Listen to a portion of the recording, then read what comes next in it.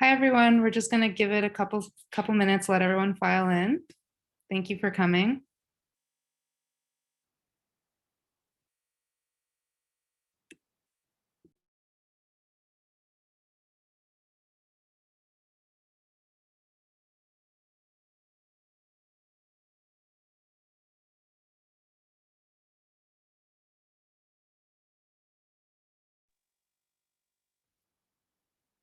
Thank you so much, everyone, for coming. We're just going to give it a minute to let everyone file in.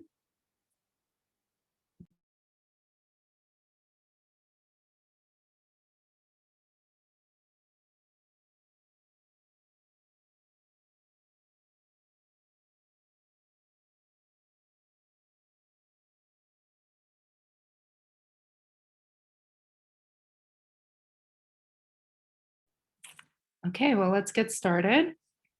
Hello, everyone. Thank you so much for joining us for today's event, Cybersecurity 2021, Developing a New Legal and Pragmatic Framework. My name is Sophia Perotsky. I'm the president of the National Security Association for Law and Policy Reform, or NSA for short. I want to briefly share some information about the two student groups that are sponsoring this event. And then I'll say a few words about our wonderful moderator, Professor Karen Greenberg, who's going to introduce our panelists today. The National Security Association for Law and Policy Reform, or NSA, is a student group focused on driving human rights-focused dialogue about national security, civil liberties, and the rule of law. The Fordham Information Law Society focuses on the intersection of technology and civil liberties.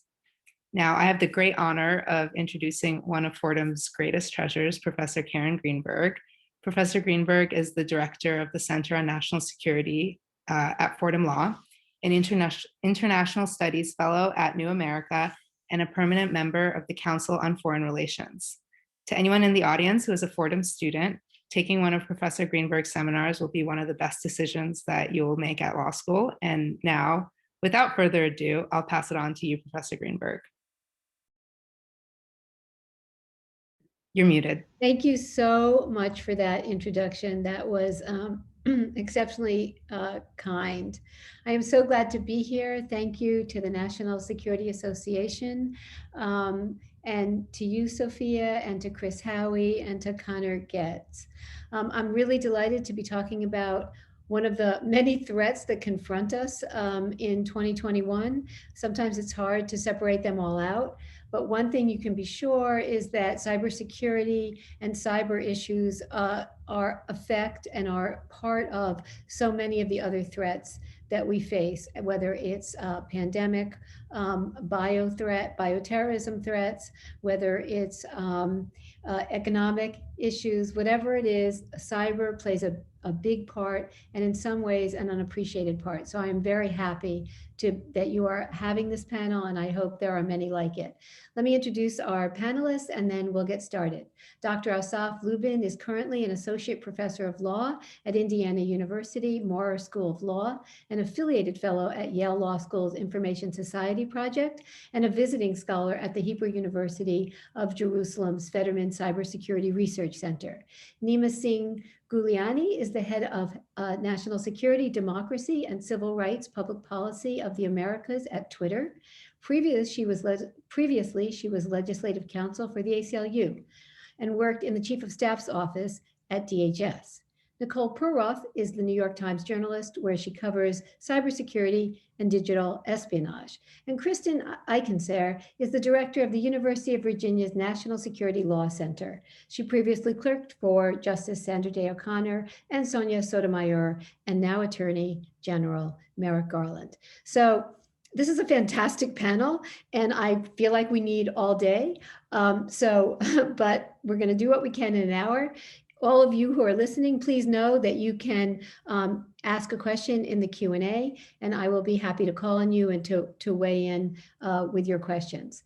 So I wanted to get started, and I thought I would start by turning to Kristen and asking, can you sort of set out the landscape for us for right now in terms of where we are in terms of cybersecurity, cyber vulnerabilities, how you see this in terms of our, where we are? You know, when you say cybersecurity 2021, Are we, because of the SolarWinds hack, because of other things we've been reading about, are we now in an environment where all of a sudden there's a sense of what happened? Is our defensive strategy more vulnerable than we thought? What's happening and how would you assess it? Can you just give us an overview to start with? Well, first of all, thank you very much for having me. Thank you, Karen, and thank you to the National Security Association. NSA is perhaps the best and most apropos student group and acronym I've seen in a while. Karen, you're starting here with a very big question, but let me focus on three issues that I think have become particularly salient in the last couple of months. So the first one is public-private relationships and coordination. So to me, one of the most striking features about the SolarWinds hack, the Microsoft Exchange hack, and the most recent, just revealed in the last couple of days, the PulseSecure VPN intrusions, which also hit government agencies, is that two of those, SolarWinds and the PulseSecure VPN issue, have hit government agencies pretty hard, but they were also discovered by the private sector. Now, that's not necessarily new, but to have three significant compromises in quick succession, and two of them with very significant government victims is notable. And it raises very troubling questions about why the government itself didn't detect them and why the US government isn't doing a better job of protecting itself, to say nothing of the rest of the US landscape on cybersecurity. On the other hand, this has also brought sort of promising signs on government-private sector coordination. We've seen obviously the private sector helping out and disclosing these intrusions when they've discovered them. We also saw in the Unified Coordination Group that the White House stood up to sort of coordinate the interagency with respect to the Microsoft Exchange hack, that they actually included private sector participants, which is a new practice and one that I think is surely going to be helpful in fostering government-private sector collaboration going forward. Another big issue here is questions about governments hoarding and using 0 days, which I certainly hope Nicole will discuss in light of her great new book on the subject. All right, so the first issue, public-private relationships. The second issue is really how the United States is going to respond to these particular intrusions and intrusions like them. This raises a lot of questions as a sort of international diplomacy matter, but it also raises questions about international law. So does SolarWinds violate international law? Not as it currently stands. I think one of my fellow panelists may be saying a bit more about that. But this has raised questions over the last few months about if this intrusion was really just espionage, then why did the United States engage? Why did the United States respond even when it hasn't responded to prior espionage focused intrusions and when it engages in espionage itself? And I think the United States is trying to begin shaping sort of new rules of the road for state behavior on that. So in last week's response to SolarWinds, the government in some different press releases and some different statements to the press cited a couple of different factors that made SolarWinds worthy of a response. So in a press call, a senior administration official cited three core reasons that made SolarWinds worthy of a response. First, the scope and scale of the compromise. Second, the speed with which espionage could shift to disruption, coupled with sort of Russia's history of reckless and disruptive behavior. And three, the burden on the private sector victims who've had to respond to SolarWinds. The Treasury Department press release, if you look at that, adds a couple of additional factors. It mentions that the hack put at risk the global supply chain and that it involved the theft of red team tools from FireEye that could, if they were released, basically enable additional bad actions. So rather than drawing a single line about what's problematic about SolarWinds in particular, which would have been hard to do without risking charges of hypocrisy for the United States, the US gave a cluster of factors making this sort of worthy of response. The problem with that, I think, is that it really isn't giving very clear guidance internationally. So this is speaking to the international community about what's going to trigger a response from the United States. But we don't know, are all of these factors necessary? Are only some of them necessary? What's the relative hierarchy between them? And then the third issue is the sort of structures for cybersecurity within the US government. There's been a lot of focus on the role of the National Cyber Director, for which we now have a nominee, and how the National Cyber Director will interact with the Deputy National Security Advisor for Cyber. Another issue is structures within the State Department for engagement internationally and working on negotiating international norms. So the Trump administration pushed the establishment of a Bureau of Cyberspace Security and Emerging Technologies, and they set it to report to the Undersecretary for Arms Control and International Security. Congress has been very unhappy with that development, and just this week, the House passed the Cyber Diplomacy Act, which proposes, again, a cyber bureau in the State Department, but puts it in a different location. So it makes it report to the Undersecretary of Political Affairs or to a higher officer, which would in practice mean the Deputy Secretary of State. So, in all three of these areas, I think the last couple of months have made these questions more urgent. This is not, you asked me to give a lay of the land. This is a partial lay of at least some of the land. There's a lot more to talk about. And so I'll turn it to my fellow panelists.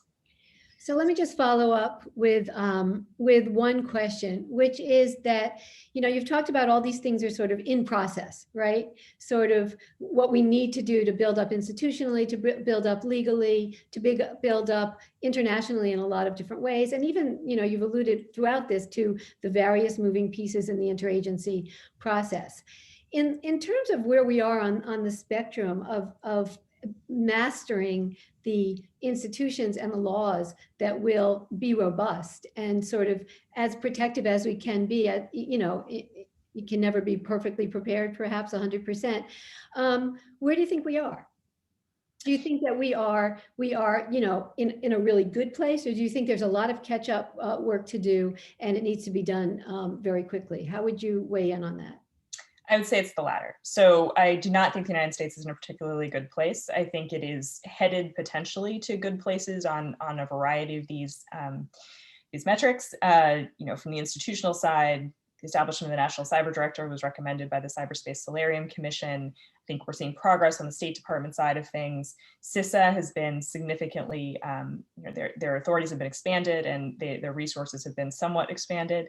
So I think we're headed in a good direction, but these are not problems that are ever going to be mastered, and to use the word you used there at the beginning. So I think we will always be in process to some extent. Thank you.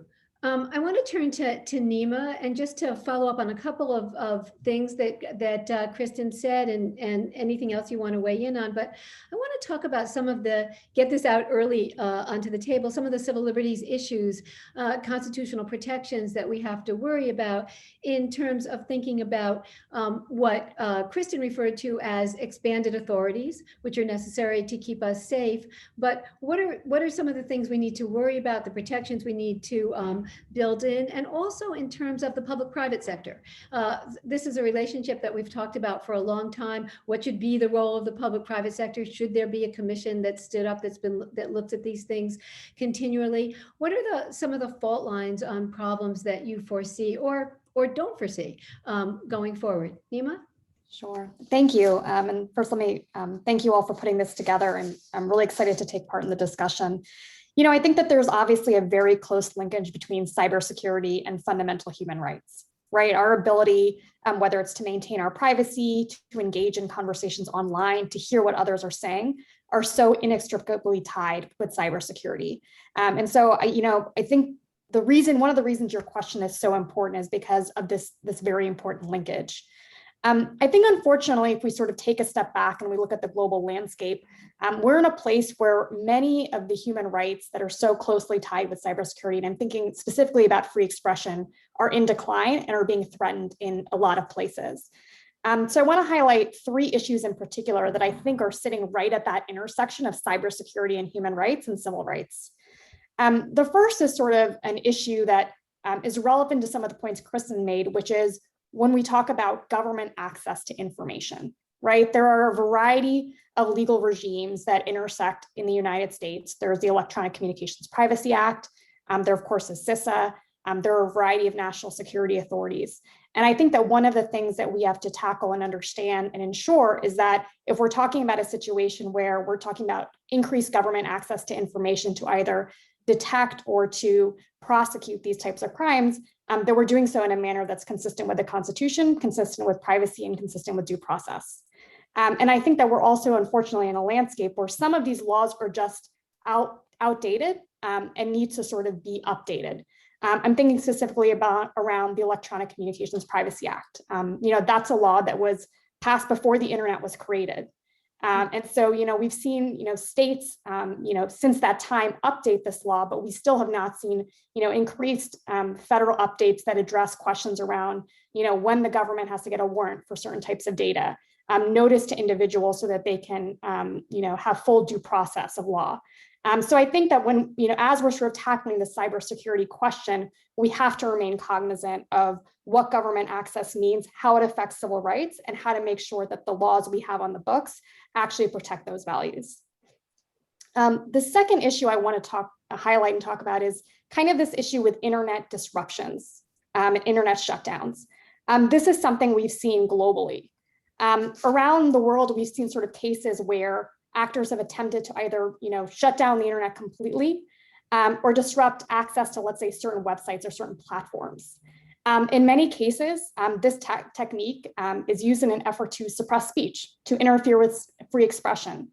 I think it raises particularly pronounced concerns because, when there are times of civil unrest or political unrest, that's often the time it's most important that individuals are able to access the internet and communicate. Just to give you some examples, in 2014, Twitter was blocked, and that was related to a refusal to take down an account that alleged corruption of a government official. More recently, we've sort of seen this issue come up in places like Myanmar. And so I think this is really an issue we have to tackle because of not just the effect it has on the open internet more broadly, but the extent to which it affects fundamental human rights and the ripple effect that could sort of result from these types of activities. And the last issue I want to highlight is, this push towards increased internet fragmentation and data localization. This is another trend we've been seeing internationally where governments are pressing for data localization. And this has very significant implications. For one, I think the risks posed by data localization are significant, particularly in places with undemocratic or anti-democratic track records. It affects government access to this data. And it also sort of, from just an economic and business perspective, can make it harder to innovate, harder for companies to service people around the world.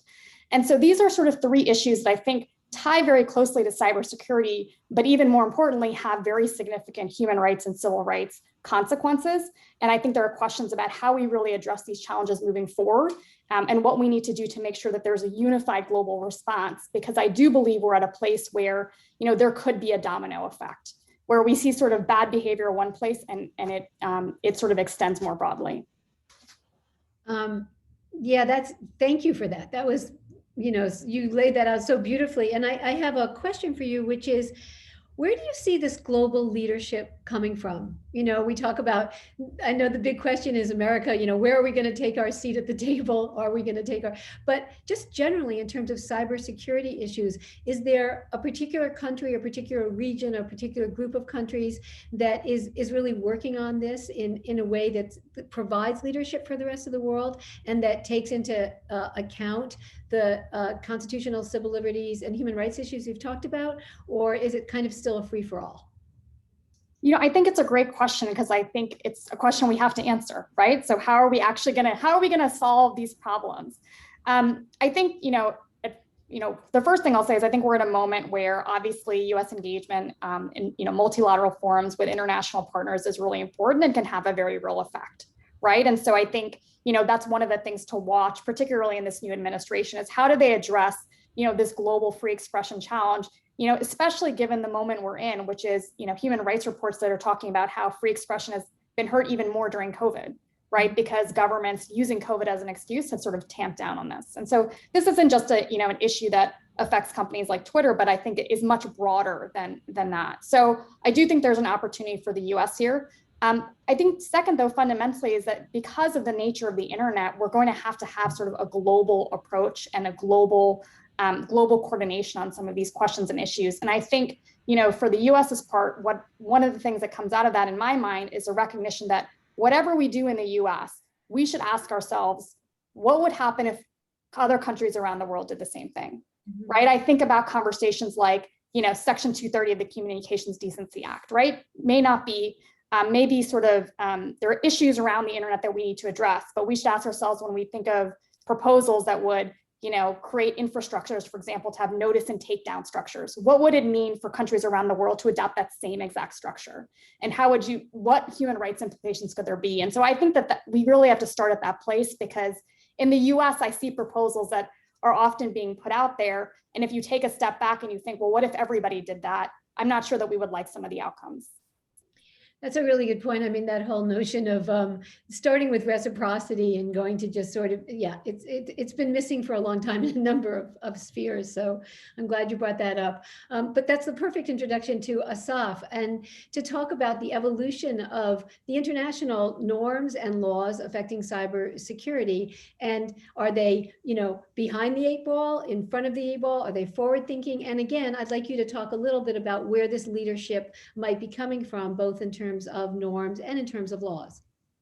So first of all, thank you to the National Security Association for the invitation, and this is such a timely panel to have. Following in the footsteps of both my previous panelists, what I thought I'll do is give a 3-part answer to your question. So I think there are 3 kind of processes that we should probably look at when we think about international regulation of cyber norms, or what is commonly referred to as the framework for responsible state behavior in cyberspace. And the first and perhaps most obvious is what is happening at the UN. And in fact, last month, something exceptional happened where all UN members agreed in consensus to a report exactly on responsible state behavior. The report was produced during sessions of the open-ended working group, which is itself exceptional because the open-ended working group was created in 2019 at the invitation of Russia and at urging by Russia, because the previous framework, the one that exists in parallel, the UN Group of Governmental Experts, or UNGGE, was in Russia's views a closed elite group that only had a set of, say, 50 actors with significant cyber expertise. And so they urged the creation of this more multi-stakeholder framework through the open-ended working group, and people were skeptical about whether or not it will go anywhere. And so a report was now agreed to. But before anyone kind of pops any champagnes, the report says very little that progresses the conversation much further. Perhaps its most important finding is that it reiterates and reconfirms the findings of the 2015 UN Group of Governmental Experts report, in recognizing the international law applies in cyberspace, and in particular that the UN Charter applies in cyberspace, and also repeats some of the general non-binding voluntary norms that those of us in the cyber wonky land have been talking about for ages, like the need to protect critical infrastructures, or in the context of SolarWinds, the need to develop reasonable steps to ensure the integrity of supply chains, or the need to seek to prevent the proliferation of malicious ICT tools. All of these are kind of norms that we've been talking about for a while. The challenge is, of course, to deepen common understandings about what that means in practice. And that's where countries are still in disagreement. Let me just give a couple of examples. The US pushed against the inclusion of the words international humanitarian law, or the laws of war, into the report. And so that puts into question whether or not these rules apply in the context of armed conflict, and in what way. And even the reference to human rights law, to refer back to Nima's points, have been diluted significantly in the report, let alone any reference to specific human rights and the way they apply in particular context. More substantively, in the kind of things that we've been talking about, and Kristen mentioned, say the regulation of espionage, or below the threshold cyber operations, there's a lot of ambiguity about information warfare, disinformation tactics, and information gathering operations, and how they should be treated in this context. And so the report gives us a menu of non-voluntary, and following in the footsteps of other UN efforts, giving us a menu of non-voluntary norms, but their particular application remains to be aloof. The second framework I wanted to mention is the Budapest Convention, which is a convention that's been with us for a very long time, going back to the early days of the internet. It entered into effect in 2004. And it does set the framework for collaborative effort between nations around cyber crime, and in particular around a set of cyber crimes: intellectual property violations, computer related fraud, child pornography. And in those areas, we have seen some successes in collaborative efforts between states. I think most recently, the DOJ announced in January 2018 that it engaged in a multinational operation involving the US, Canada, France, Germany, UK, Netherlands, with investigations from Lithuania, Ukraine, and Sweden for the takedown of a botnet known as Emotet, which infected thousands of computers in the US, including critical infrastructure in the US. And so in that context, we have seen attempts by states to reach some efforts to increase collaboration, especially in the context of ransomware or other kinds of rising cyber crime, out of a realization that that is a threat for the global community, not just for one particular state. In that regard, I'll just mention that yesterday, the DOJ announced a new task force on ransomware, which I think is a really important step. In that context, I think that the efforts of the United States government in kind of creating a comprehensive, all government inclusive effort around tackling ransomware has been lacking, and the US should be a leader in that front. The last thing I'd mention is efforts that are not government driven. And so cybersecurity is an environment that is by nature decentralized. And so we've seen all kinds of efforts for international regulation that is not done by governments, but rather done by other entities. Perhaps most fundamental of these is the NATO Tallinn Manual process, which we've just learned. They're going to be a Tallinn Manual 3.0 because 1.0 and 2.0 were not enough, which is an effort by a group of experts invited through a center at NATO, CCDCOE, to try and develop the lex lata, the law in the books around cybersecurity. But it's not just academics and academic kind of driven centers. It's also the work of various kinds of corporate entities in the creating of the infrastructure, say ISO, the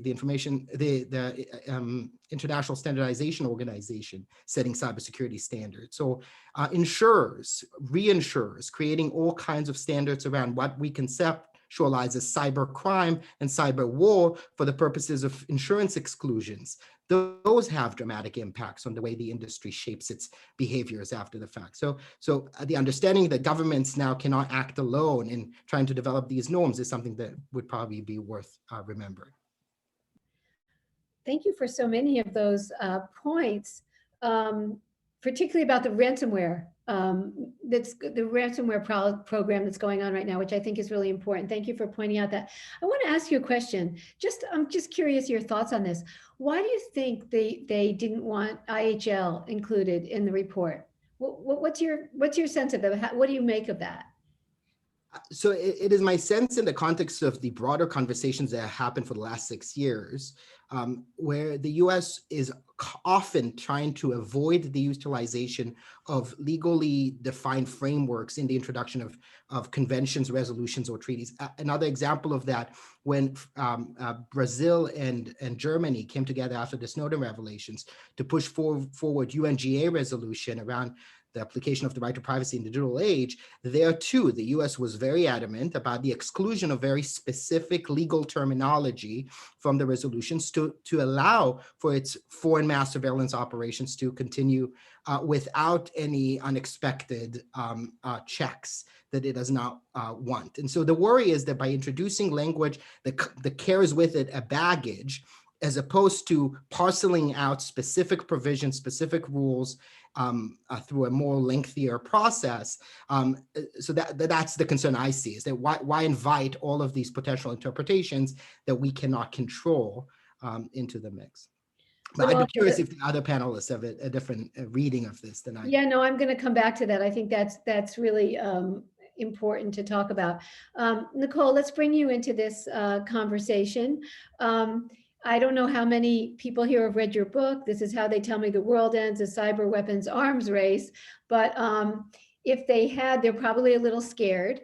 And so I wanted to ask you just what how you prioritize today's vulnerabilities that have been, laid out by the preceding panelists, and how you think we should prioritize remedies going forward. I know that's a big question, but you wrote the whole book, so I know you know the answer.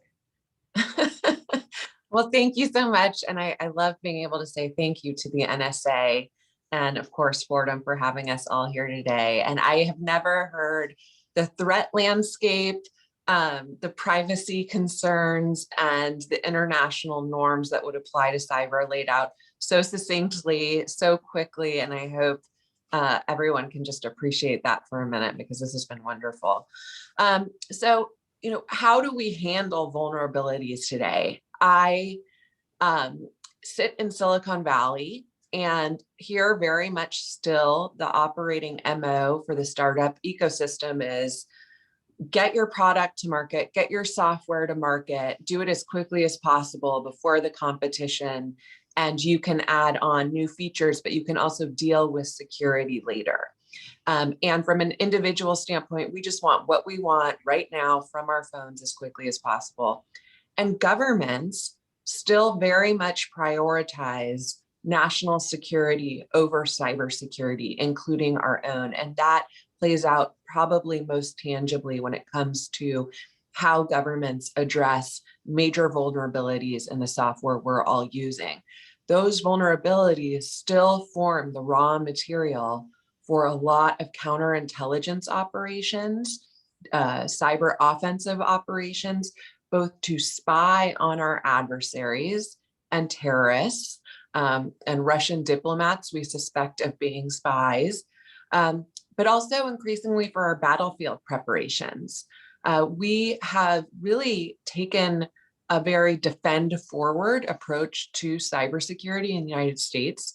The whole concept of defend forward is an old one, but it just essentially in cyber means hacking the enemy to impose costs should, say, Russia decide to use its access to our grid, our critical infrastructure to turn off the lights, that we could just turn around and do the same to them. And by just being in each other's systems, we might have something akin to digitally mutually assured destruction.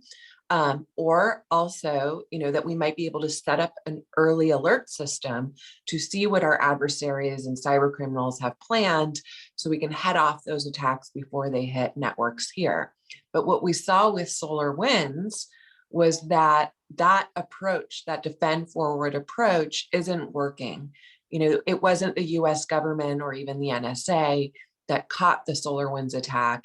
It was FireEye, a private company, and only after it revealed that itself was hacked and was able to rewind that hack back into SolarWinds, and then all of the federal agencies that used SolarWinds software and had been compromised. And we still have to deal with the problem that Russia staged that attack from inside the United States, from GoDaddy servers in New Jersey. And the other attack we're unwinding now is this Chinese attack on Microsoft Exchange systems, which was also staged inside the United States, and also in that case was not caught by US intelligence agencies, but by a little known firm outside DC called Velexity. So what we are seeing right now is that we really need to recalibrate our cybersecurity policies, operations, more towards defense. If we are going to continue to hack the grid in these other countries and embed ourselves in critical infrastructure elsewhere, we sure as hell better invest in the resources and capabilities to defend our own critical infrastructure from those same attacks. And one thing people don't realize is, even if the United States is, and I do believe they are, the world's most advanced cyber superpower, I do believe the United States is still at the top of the heap when it comes to their offensive capabilities.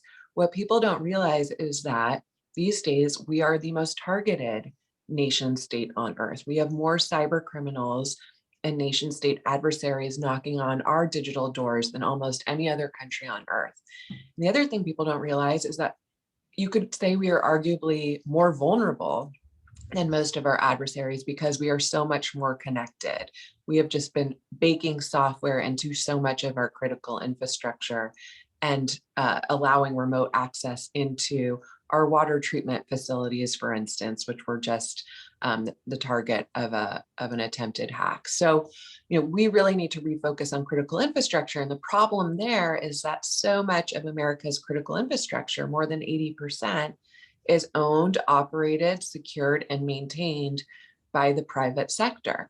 And inviting the government to defend those systems is not something that we are entirely comfortable with as a society, like they are in Israel, for instance, where the government can come in and monitor for intrusions and block attacks as they come on Israeli corporate systems and domestic servers. We don't do that here. And so what we're left with is this private-public partnership for real-time threat information that we're still trying to figure out how that would work in practice. But just in terms of vulnerabilities, what we've seen just in the past few weeks is China really reemerge as a sophisticated adversary that uses zero-day exploits. Those are the unknown code that exploits unknown, undiscovered vulnerabilities in code to pull off its attacks. This is a very different actor from the one I was covering for the New York Times 10 years ago when they breached the New York Times networks and they were using spear phishing emails to do most of their attacks. These days, they are using vulnerabilities to pull off these operations, and it makes it much more critical that we change our approach to patching vulnerabilities or hoarding them for our own defend forward offensive operations. And so we're really at an interesting inflection point here, not just because that we have a new administration that just is holding the hot potato is left to really deal with so much of the cybersecurity dilemmas that have been tossed around in think tanks for a long time, but never actually been put into practice. And I think one of the least understood parts of that policy is how the administration is going to address the trade-off between leaving these vulnerabilities open to preserve its own offensive operations and shutting them so that these more sophisticated adversaries we're facing can't use them against us. And for a long time, we have had a vulnerability equities process in government. The VP is just a fancy name for representatives of different government agencies and intelligence agencies who sit around a table. Maybe it's on Zoom these days, I don't know, because we don't know that much about the process. It's not that transparent, but they debate the merits of keeping or turning over flaws in code to companies for patching or keeping them for their own espionage operations. And for too long, what limited visibility we have had into that process has shown us is that in some cases, the US government was hoarding vulnerabilities in Microsoft software, some of the most widely used software out there, software that we bake into our critical infrastructure in the name of its counterintelligence programs. And they were holding on to that vulnerability for as long as 5 years. And they held on to it and only turned it over once it was clear that someone had hacked the NSA and was imminently about to dump that capability online.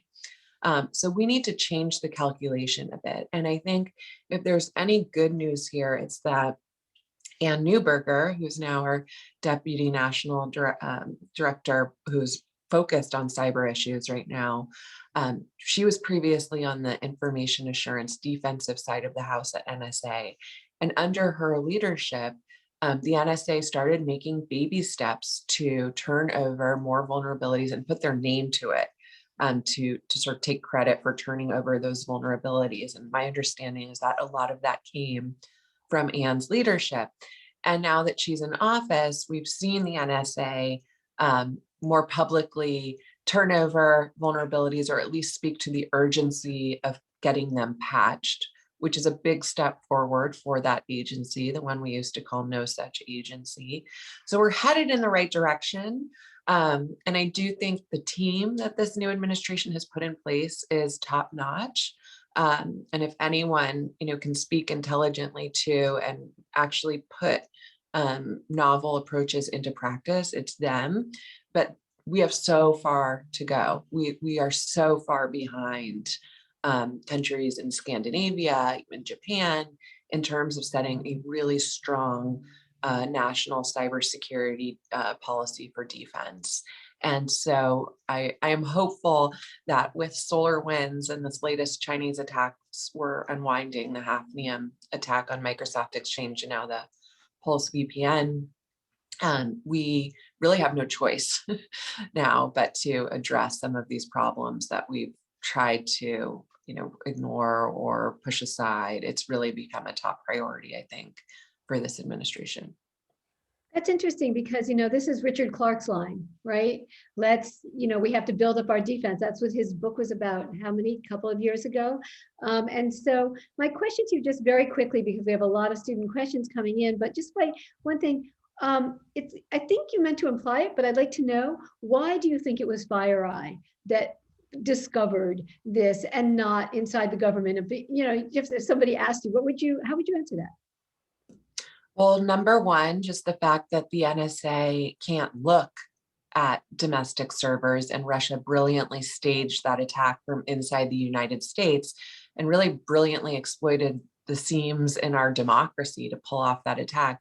But also just because FireEye owns Mandiant, and Mandiant is arguably the world's top incident response firm in the United States. I actually think the biggest mistake Russia made in this attack was hacking FireEye, because obviously they would catch it and they would immediately do incident response, and were able to unwind and find out that it came in through SolarWinds. But I'm sure they regret adding FireEye to their target list now.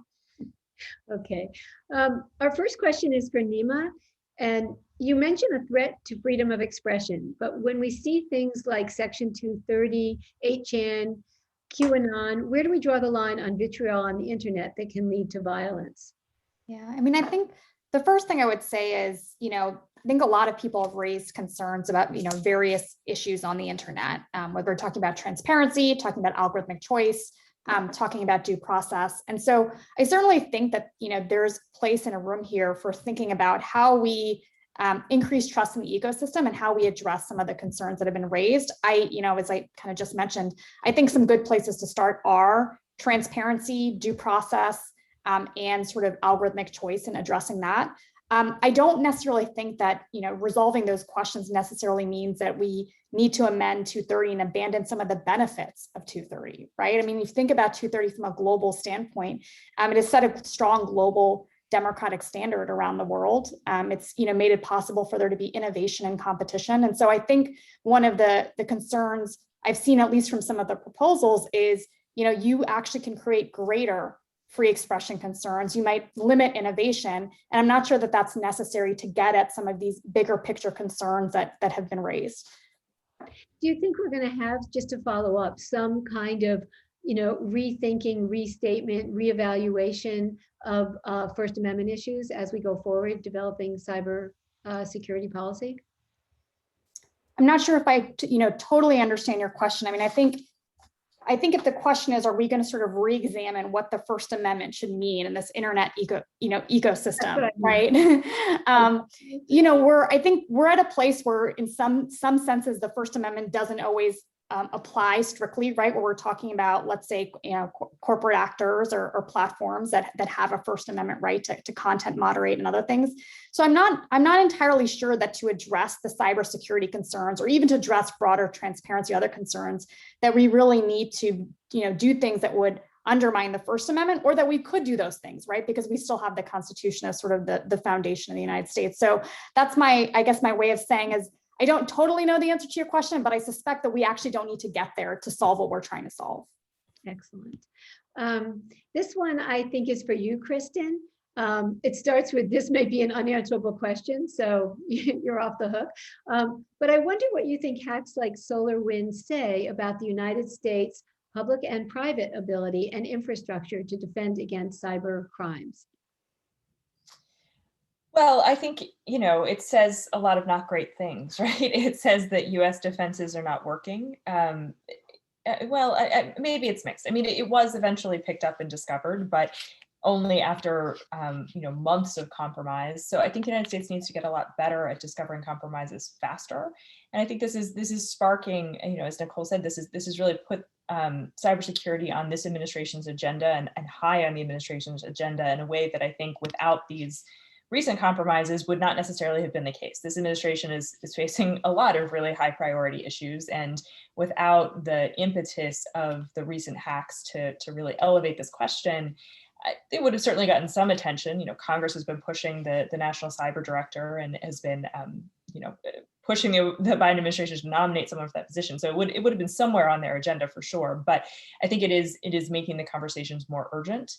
And with respect to cyber crime, these intrusions are crimes domestically, but not yet crimes internationally, or not prohibited as a matter of international law. And so, I think the U.S. has got a lot of work to do to figure out how it's going to characterize these sorts of actions internationally. And this is not just a US problem. This is something that countries around the world are struggling with. And it's coming up, we're focused on SolarWinds and the Microsoft Exchange hack, but it's coming up in all sorts of different circumstances. So in the last year, we've seen questions about, how do states deal with election interference or influence operations? That's a big one.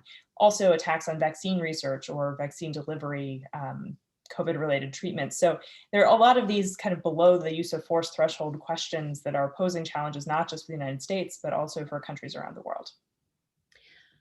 This next question, I think you could all weigh in on, but I'm going to give it to Asaf to start with, which is, what are the cybersecurity challenges you feel are posed to the U.S. by non-state actors? And maybe not just to the U.S., but I think it's, we tend to think in terms of nation states, but what about the non-state actor? So the Office of Director of National Intelligence for many years has placed cyber terrorism as one of the top threats to the homeland.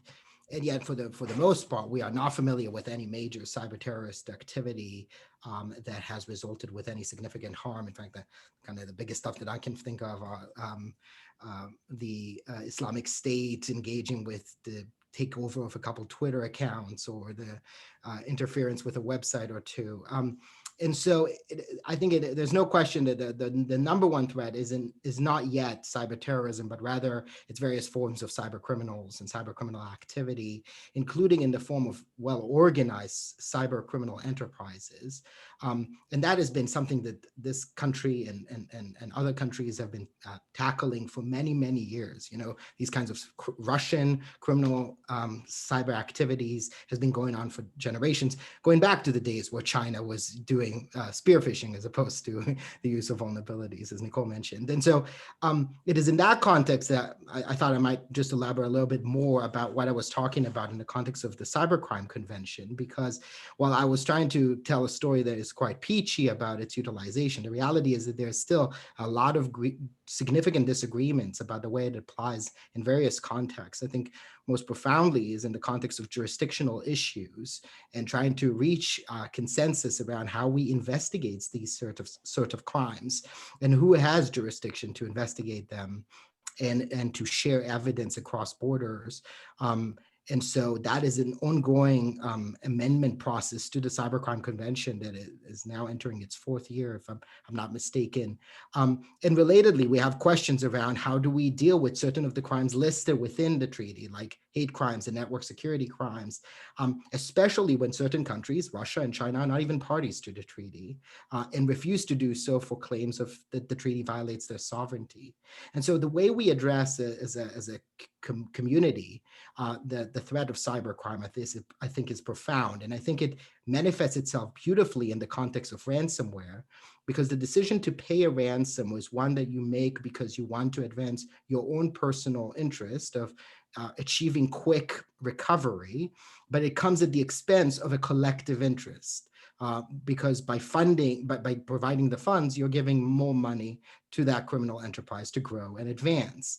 And so this is where we have these collective action problems that require a collective response that cannot be handled on an individual case-by-case basis. And yet governments have failed to set out frameworks to deal with these types of cyber crimes. And so there's still a lot of work to be done in this area, both on the US government front and more internationally. Nicole, I'd like you to answer that address that, but I want to read you at least part of another question because they kind of go together. How do we balance a need for international cooperation to protect cyber and civil liberties at the same time a cyber arms race is taking place between adversarial powers? This sounds like, I think, referencing your comments, like nuclear armament in the Cold War.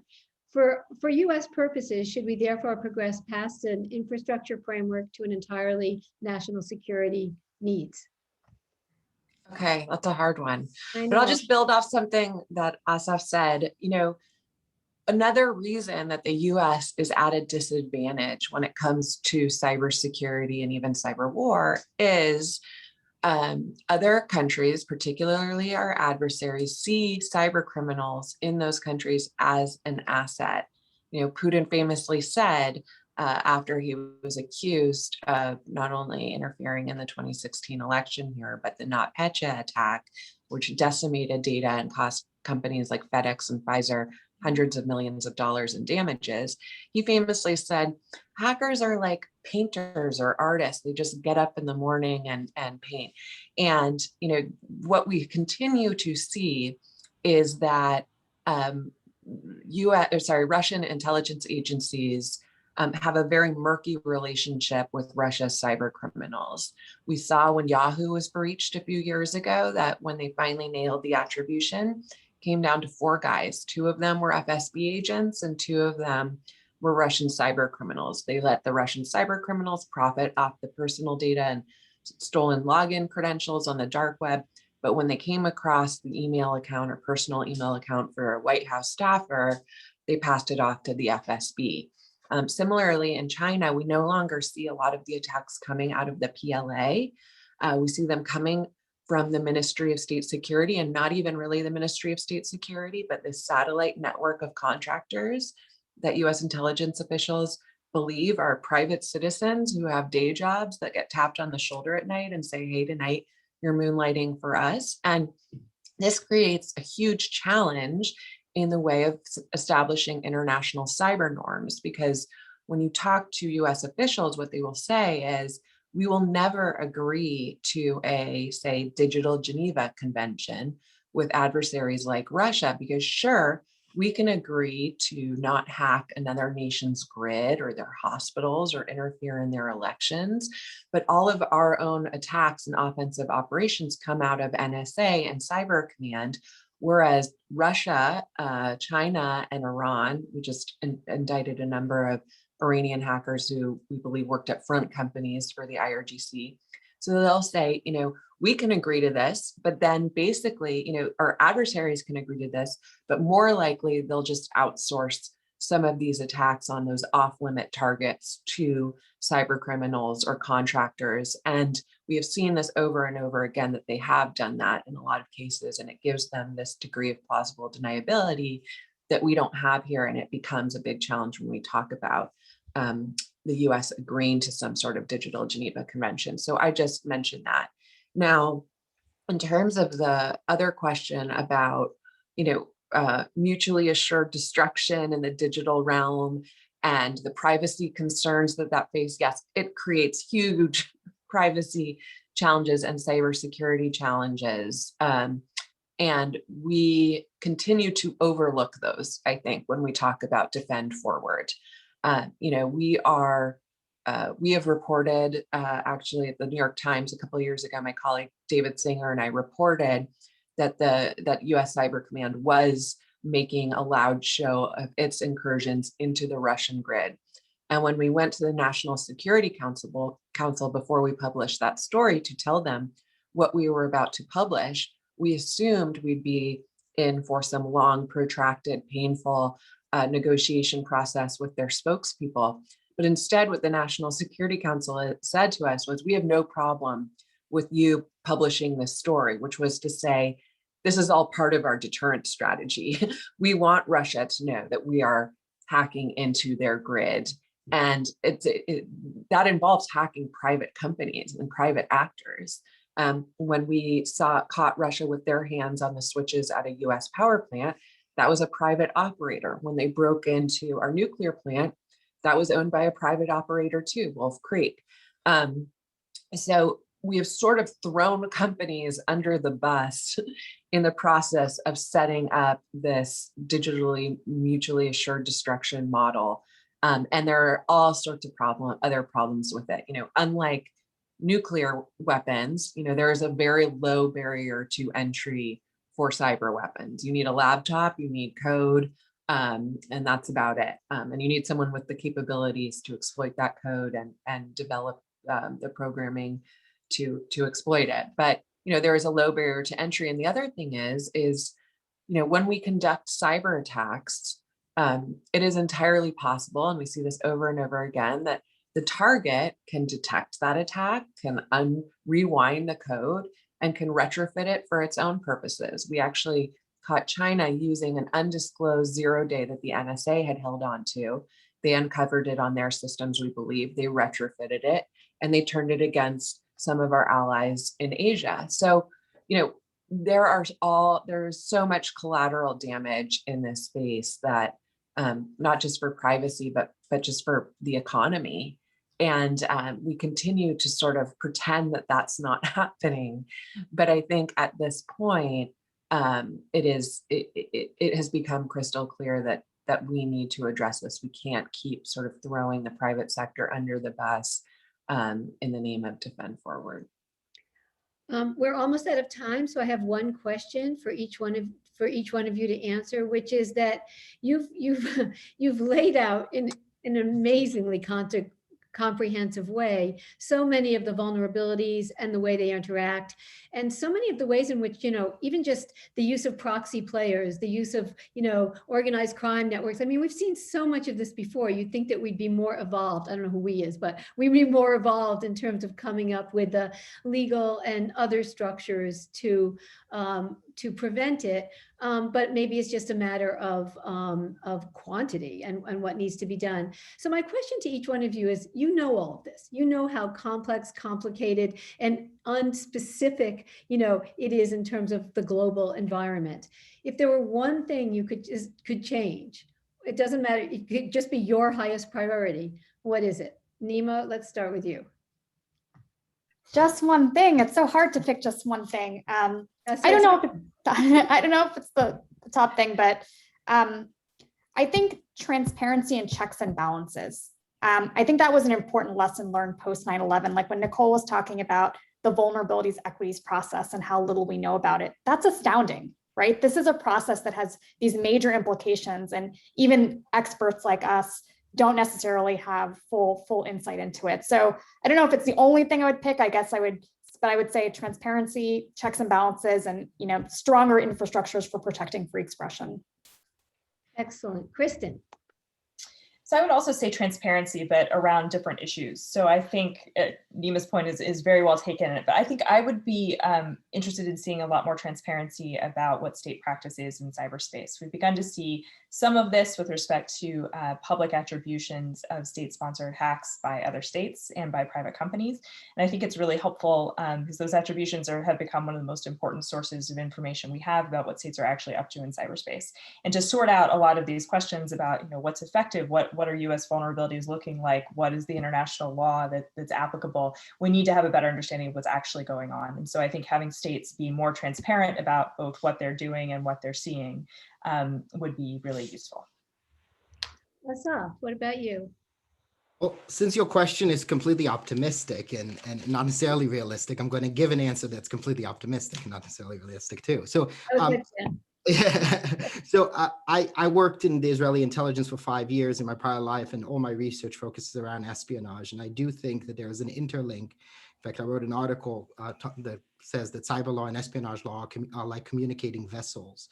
There's something inevitable in the way we think about cyber regulation that is entrenched in the way we think about espionage regulation, in part because any cyber harm begins first by a non-offensive information gathering framework and the installation of your devices there to operate in a passive way.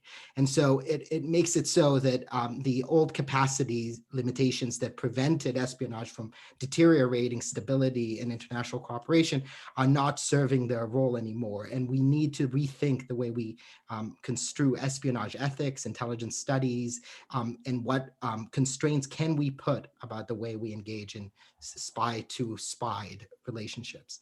So that's my personal passion in life. And so why not mention it now? Nicole. I love these. I would, if I could wave my wand, I would get US technology companies to subsidize a program where they could send their best security talent and hackers to partner with government agencies and just set them loose on our critical infrastructure find holes, get them patched, and do that for 1 year, or maybe just find the holes, call them out for 1 year, and then have a second year that's sort of a tour of duty where they would sit as systems administrators at those same agencies and make sure they plug all the holes on that critical infrastructure. I just think that would go a long way. And if I could squeeze one more, it's multi-factor authentication for everyone. We have it at Fordham, just so you know. So, wow, you guys have been fantastic. I will speak for the Student Association just to say that thank you so much for sharing all of this. I wish we could do this like every week because I have so many more questions and I'm sure they do too. But thanks to all of you and thanks to the students, and hopefully we'll see you again sometime. Thank you. Thank you so much. It was so wonderful hearing from all of you.